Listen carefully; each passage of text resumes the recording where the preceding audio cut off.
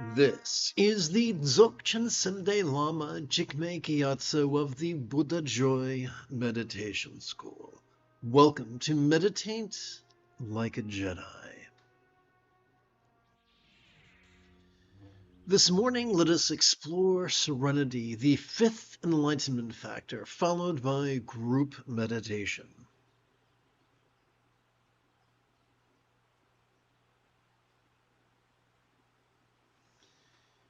In an echo of what I said during the previous live stream,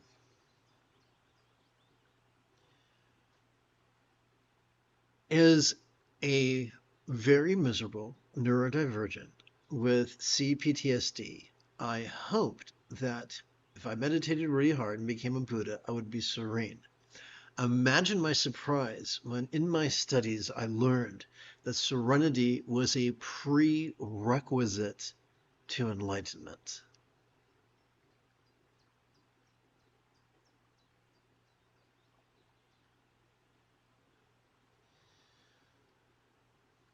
When I was in my late teens, my horribly abusive stepfather committed suicide. And as you can imagine, I felt great turmoil and many conflicting emotions. And in my confusion and in my ignorance, I thought the wise thing to do, I thought the spiritual thing to do was to pretend I had no emotions and to suppress them. Consequently, I began presenting with symptoms of depression that plagued me for many, many months. It was explained to me that I was experiencing that because I had failed to process the complex array of turbulent emotions I was enduring. So, what is the key to processing our emotions?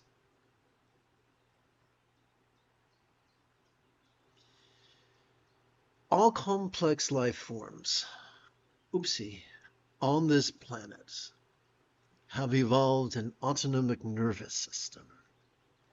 The more we actively compete against it, the more miserable we are. The more we actively compete against our own autonomic nervous system, the more we exhaust the front of our brain, begin presenting with symptoms of depression, and trigger our amygdala, the seat of both anxiety and aggression. However, when we passively cooperate with both facets of our autonomic nervous system, the anger and aggression of our amygdala is calmed, and the empathy latent within our anterior cingulate gyrus is gently stimulated. The more we cooperate with our sympathetic nervous system in the middle bit of our spinal cord, the more emotional awareness we have, the less our emotions are able to sneak up on us and tackle us.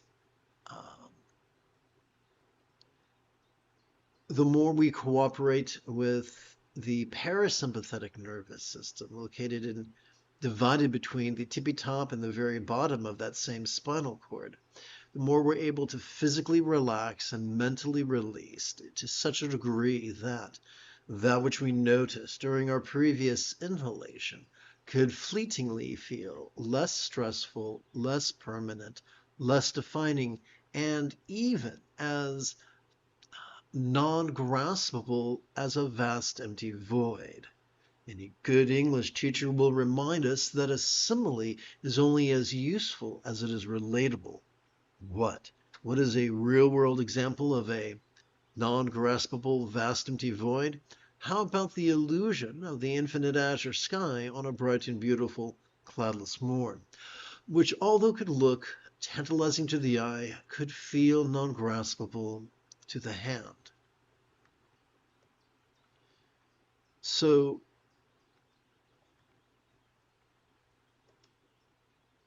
the key is by cooperating with our autonomic nervous system, we're able to process our emotions. Now that's all fine and dandy, but we need some rules of thumb. Otherwise, we don't know how to do that.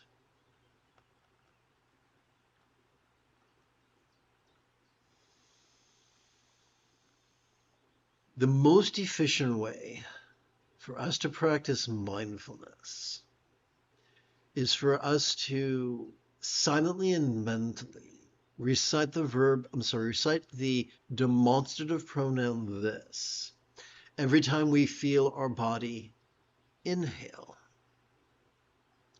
The most efficient way for us to practice meditation is for us to silently and mentally recite the verb rest every time we feel our body exhale. Now, this is not breath concentration. We treat our breathing the way a piano student treats their metronome.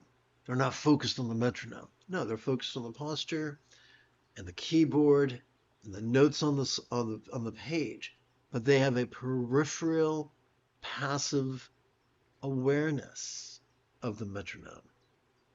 And that metronome helps them to coordinate everything else, their posture and the keyboard and the notes. Similarly, we've already explored how the active focus and active analysis made possible by our medial and dorsolateral prefrontal cortex sow the seeds of depression, anxiety, and aggression.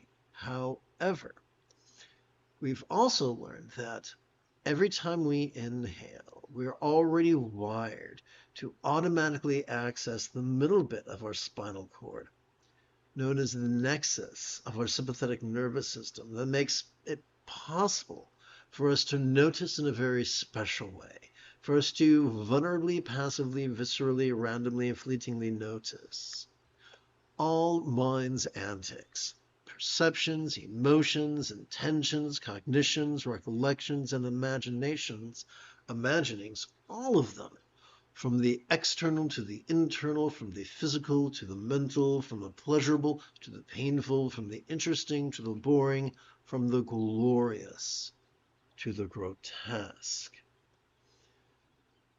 So similarly, we don't have to force our sympathetic or our parasympathetic nervous systems to light up, because they're already lighting up.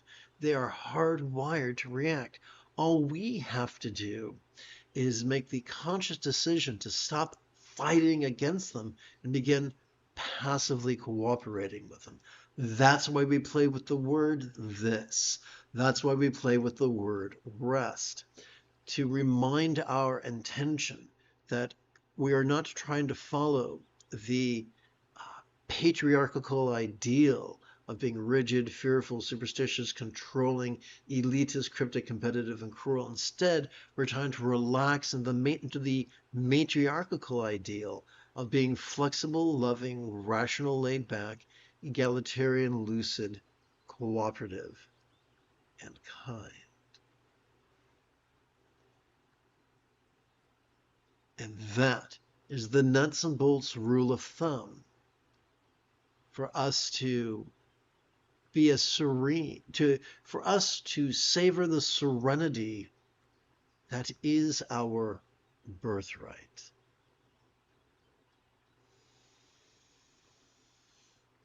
You have taken your first step into a much larger world. If you feel that I have earned it, you could give this live stream a thumbs up. You could even help support this channel. For Meditate Like a Jedi is made possible thanks to the generosity of viewers just like you.